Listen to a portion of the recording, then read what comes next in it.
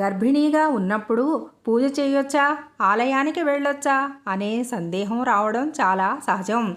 శాస్త్రము మరియు వైద్యపరంగా స్పష్టంగా చెప్తున్నది ఏమిటి అంటే, గర్భిణీగా ఉన్నప్పుడు పూజ చేయవచ్చా అంటే పూజ చేయవచ్చు. గర్భిణీ స్త్రీ పవిత్రురాలు, ఆమె పూజలు చేయకూడదనే ఎక్కడా శాస్త్రం చెప్పలేదు. కానీ ఎక్కువ సమయం కూర్చుని చేసే కఠిన పూజలు, హోమాలు, ఉపవాసాలు, దీర్ఘమంత్ర జపం ఇవన్నీ చేయకూడదు. సులభంగా చేయగలిగినవి చేయవచ్చు. దీపం వెలిగించడం, గాయత్రీ మంత్రం, స్తోత్రాలు చదవడం, విష్ణు సహస్రనామం, లలితా సహస్రనామం వింటూ ధ్యానం చేయవచ్చు. ఈ విధంగా స్వల్పంగా కానీ నిత్యంగా పూజ చేయడం గర్భిణీకి, శిశువుకి చాలా శుభప్రదం. ఆలయానికి వెళ్ళవచ్చా అంటే వెళ్ళవచ్చు. గర్భిణీగా ఉన్నప్పుడు ఆలయానికి వెళ్ళడంలో ఎలాంటి నిషేధం లేదు. కానీ జాగ్రత్తలు తప్పకుండా తీసుకోవాలి.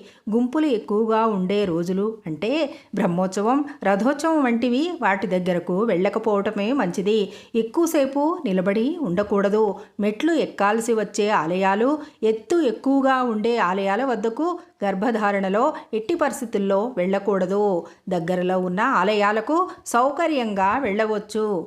ఎప్పుడు పూజలు చేయాలి అంటే ఉదయం గర్భిణీ శరీరానికి, మనసుకి ప్రశాంత సమయం, చిన్న దీపారాధన, మంత్రజపం చేయాలి. సాయంకాలం దీపం వెలిగించి చిన్న ప్రార్థన చేయాలి. మధ్యాహ్నం లేదా రాత్రి ఆలస్యంగా పూజలు చేయకపోవటం మంచిది. ఎందుకంటే విశ్రాంతి అవసరం.